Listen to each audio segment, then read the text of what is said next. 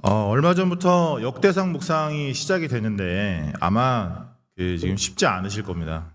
그래서 역대상 1장부터 이런저런 족보들이 정신없이 휘몰아치고 있죠. 아마 오늘 본문도 마찬가지일 건데 오늘은 심지어 7장과 8장 두 장을 동시에 묵상을 해야 하는데 다 족보입니다. 그것도 이미 이제 우리가 방금 읽은 것처럼 잘 알지도 못하고 잘 몰라도 될 것 같은 지파의 족보들이 모여 있습니다. 그래도 이제 유다 지파네, 뭐 레위 지파네 이렇게 우리가 잘 알고 있는 지파들의 족보가 나오면 조금 익숙한 것들도 있고 또 묵상할 만한 거리들이 또 항상 있거든요. 그런데 오늘 본문은 그런 것도 없이 사정없이 족보만 몰아칩니다. 순서대로 쭉 훑어보면 이사갈, 베냐민, 납달리, 므낫세, 에브라임, 아셀 이런 지파들의 족보들이 쉴 새 없이 이어지거든요. 사실 이럴 때 우리들의 그 선택이 뭐냐면 스킵할 때가 많죠. 그래서 그냥 제목만 쭉 훑고 넘어가는 겁니다. 그런데 오늘 본문의 은혜는 사실 거기 있습니다. 오히려 의미 없어 보이고 외면하고 싶은 거기에 엄청난 의미가 담겨 있어요. 오늘 본문 전체를 다 훑어보는 건 무리가 있고 이 7장과 8장의 메시지를 가장 핵심적으로 잘 드러내고 있는 7장 17절에서 13절에서 29절까지의 내용을 좀 중심으로 살펴보도록 하겠습니다. 이미 읽은 바와 같이 7장 13절은 납달리라는 지파의 족보입니다. 그런데 딱 한 절이에요. 13절 납달리의 아들들은 야시엘과 구니와 예시엘과 살루미니 이는 빌하의 손자더라. 다른 지파들에 비하면 너무 초라하지 않은가요? 게다가 마지막에 빌하의 손자라는 코멘트까지 붙이고 있습니다. 이 빌하가 누구냐면 야곱의 아내였던 라헬의 몸종이에요. 그래서 라헬 자신이 자식을 못 낳으니까 남편인 야곱에게 대신 들어가게 해서 자식을 낳게 했던 첩이 빌하예요. 창세기 30장 3절에 보면 라헬이 이르되 내 여종 빌하에게로 들어가라. 그가 아들을 낳아 내 무릎에 두리니 그러면 나도 그로 말미암아 자식을 얻겠노라 하고, 라헬이 본인이 자식을 못 낳으니까 대신 남편에게 보낸 거죠. 근데 그 자손이라고 딱 집어서 지금 얘기하는 거예요. 빌하의 손자더라 이렇게.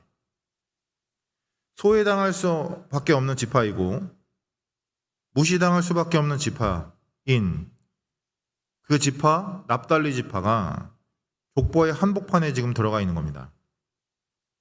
그리고 나면 이제 므낫세 지파의 족보가 이어지거든요. 수많은 므낫세 지파의 이름 중에 우리의 이목을 끄는 이름이 하나 있습니다. 15절 보시면 므낫세의 둘째 아들의 이름은 슬로브앗이니 슬로브앗은 딸들만 낳았으며 이렇게 얘기합니다. 이 슬로브앗은 민수기 26장, 27장 요 즈음에 집중적으로 등장했던 이름입니다. 굉장히 많이 나오는 이름이에요. 사실 슬로브앗은 그 아버지의 이름이고 요 이름이 특별해진 건 딸들 때문입니다. 슬로브앗은 오늘 이 15절 말씀처럼 딸만 5을 낳았어요. 그런데 그 당시만 해도 딸들은 아버지의 재산을 상속할 수가 없었습니다. 그래서 문제를 해결해 달라고 그 딸들이 모세에게 나아가서 청원을 한 거죠. 아버지 재산 다 우리 지금 상속 못 받게 생겼습니다. 우리 딸들밖에 없습니다. 이렇게. 그래서 결국은 그 문제를 해결할 수 있는 방법을 하나님이 모세에게 주십니다. 그리고 딸들도 자신들의 지파 안에서 결혼을 해서 자신들의 재산이 외부로 사라지지 않도록 하는 그 방법까지도 모세가 그 딸들에게 알려주죠. 그러니까 아들 없이 딸만 낳아서 이 재산 상속도 못할 뻔한 약자들의 이야기가 므낫세 지파 족보의 한복판에 들어가 있는 겁니다. 그리고 나면 이제 에브라임 지파의 족보가 이어지거든요. 에브라임은 사실 굉장히 특별한 지파입니다. 에브라임은 요셉의 둘째 아들 이름이죠. 그래서 알다시피 둘째 아들인데도 야곱이 이렇게 팔을 엇갈려서 축복을 해주는 바람에 장자의 명분을 받은 그런 인물의 이름이 에브라임입니다. 나중에도 그 자손들이 번성을 해가지고 이 북쪽에 있는 이스라엘 지파들을 대표하는 어떤 그 거대한 지파가 되거든요. 그런데 놀랍게도 그 지파의 족보를 기록하는데 이런 이야기를 적는 거예요. 21절부터 23절 보시면 그들이 가드 원주민에게 죽임을 당하였으니 이는 그들이 내려가서 가드 사람의 짐승을 빼앗고자 하였습니다. 그의 아버지 에브라임이 여러 날 슬퍼함으로 그의 형제가 서로 위로하였더라. 그리고 에브라임이 그의 아내와 동침하며 임신하여 아들을 낳으니 그 집이 재앙을 받았으므로 그의 이름을 브리아라 하였더라. 그러니까 에브라임의 자식들이 쉽게 얘기하면 이런 겁니다. 그러니까 가드라는 지역에 내려가서 하지 말아야 되는 짓을 하다가 단체로 죽임을 당한 거예요. 그래서 위로를 받고 다시 자식을 낳았는데 그 이름을 브리아라 하였다 이렇게 얘기합니다. 브리아는요 슬픔 속의 아들이다 이런 뜻이거든요. 그러니까 얼마나 어렵고 힘들면 자기 아들 이름을 이렇게 지었겠습니까? 이야기도 참 독특하죠. 얼마나 특별한 지파이고 얼마나 큰 지파인데 멋진 이야기들 다 빼고 좋은 이야기를 다 빼고 그 중에서 굳이 죄악의 이야기, 학살의 이야기, 재앙의 이야기를 한복판에 담아서 외면하고 싶고 지워버리고 싶은 족보와 역사를 우리에게 오늘까지도 전달하고 있는 겁니다. 이름도 많죠. 내용도 우울하죠. 그러니까 오늘 본문의 이 족보를 사실 누가 읽고 싶어 하겠습니까? 그런데 오늘 이 본문의 메시지가 바로 거기에 있어요. 무엇보다 하나님이 이 이야기들을, 이 이름들을 외면하지 않으십니다. 어떻게 보면 작고 약하고 우울하고 부끄러워서 오히려 감추고 싶고 숨기고 싶고 건너뛰고 싶고 지워버리고 싶은 그런 이야기들을, 그 이야기 안에 등장하는 그 이름들을 절대로 외면하지 않으시고 다 끌어안아 주시는 겁니다.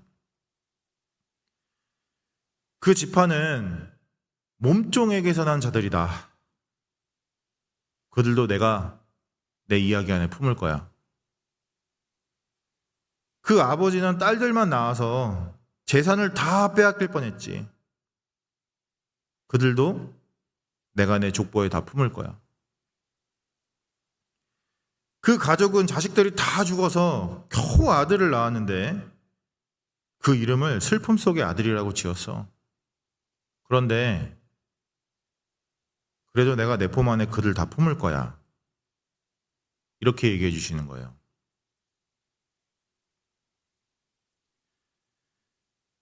그렇게 읽기가 싫었고 귀찮았고 부담스러웠던 족보들의 릴레이 속에서 우리는 이제 우리의 모습을 봅니다.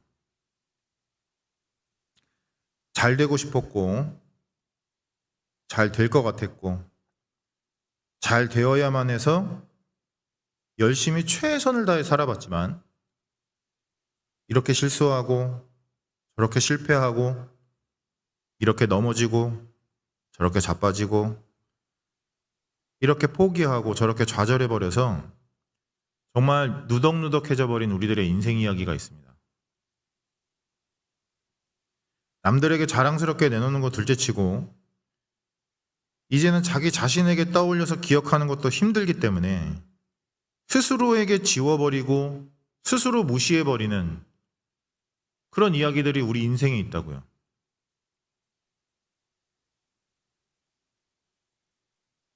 이런저런 핑계도 찾아보고 이유도 찾아보죠. 그때 내가 왜 그랬을까? 그때 무슨 상황이 벌어진 걸까? 이런저런 핑계 찾아보는데 결국은 계속 내 잘못으로 돌아가는 것 같은 거예요. 내가 그때 왜 그랬을까? 나는 왜 그때 그렇게밖에 못했을까? 그게 내 수준이고 내 존재라는 결론에 도달하고 나면 스스로 눈을 감아버리는 겁니다. 그런데 하나님이 그 모든 걸, 나 자신마저 눈 감아버린 그 모든 걸 하나님의 족보 안에, 하나님의 이야기 안에 품어주시는 거예요. 그 모든 걸 기억해 주시고 이해해 주시고 인정해 주시고 공감해 주시는 것입니다. 너는 너 스스로 그것들을 외면하고 잊으려 했을지 몰라도 나는 그렇지 않아. 나는 그런 너의 이야기들을, 너의 인생을, 너의 존재 그대로를 내 이야기 안에, 내 족보 안에 다 품어 안는다. 그렇게 너는 내 백성이고, 내 자녀이고, 내 자식이야. 오늘 새벽 우리에게 이 위로를 주시는 것입니다. 이 위로를 마음껏 누릴 수 있기를 바랍니다.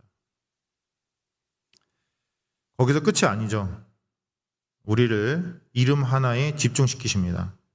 27절 보시면 그의 아들은 눈이요 그의 아들은 여호수아더라 이렇게 얘기합니다.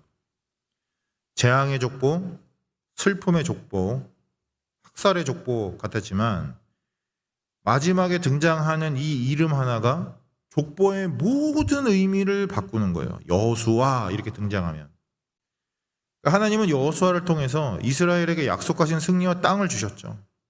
그래서 여호수아가 족보의 마지막에 딱 등장하는 순간 이 족보는 오히려 승리의 족보가 되고 구원의 족보가 되는 겁니다.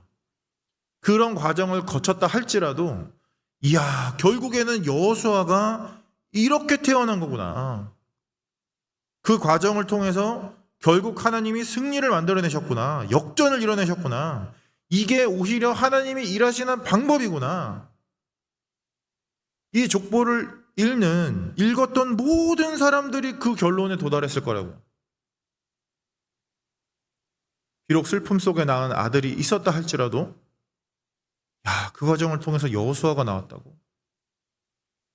하나님 정말 멋지신데 이 생각을 하게 되는 거죠. 우리 역시 이름 하나를 떠올리지 않을 수 없습니다. 예수라는 이름을 떠올리게 되죠. 이 여호수아, 히브리 말로 구원자라는 의미의 이 이름이 헬라어로 불려지면 예수가 됩니다. 예수가 우리들의 족보, 우리들의 이야기 마지막에 오기 때문에 동일한 승리와 동일한 역전을 우리 역시 기대할 수 있는 겁니다. 여러분 그 마태복음 1장에 등장하는 예수님 족보 아마 기억하실 거예요. 신약성경 시작하자마자 족보가 시작되죠. 사실 거기에도 부끄러운 이름들이 많이 나옵니다. 그래서 지금 다 살펴보기는 시간이 어려우니까 짧게 3절, 1장 3절 나중에 보십시오. 다말이라는 이름이 나오거든요. 그녀는 시아버지와 동침해서 자식을 낳은 여자였습니다. 5절 가면 라합이라는 이름도 나옵니다. 라합은요 여리고성의 이방인이었고 기생이었어요. 우리아의 아내라는 이름도 나옵니다. 우리아의 아내는 밧세바 얘기하는 거잖아요. 밧세바는 다윗과 바람을 피워서 자녀를 낳은 인물이죠.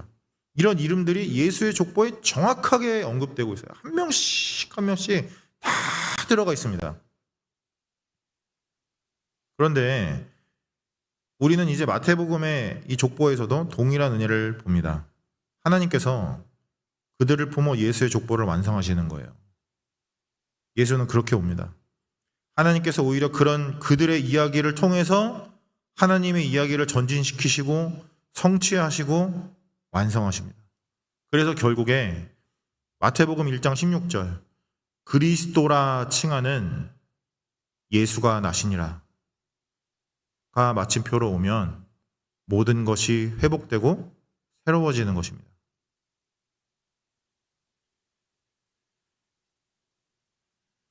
오늘 우리가 살아내야 하는 하루를 예상해 보게 됩니다. 역시 쉽지 않을 것이고 역시 멋지지 않을 수 있습니다. 그런데 하나님은 오늘도 우리의 하루를, 우리의 존재를 하나님의 이야기 안에 품어주실 것입니다. 그리고 기억하십시오. 그런 오늘 우리들의 하루를 통해서 예수님이 오십니다.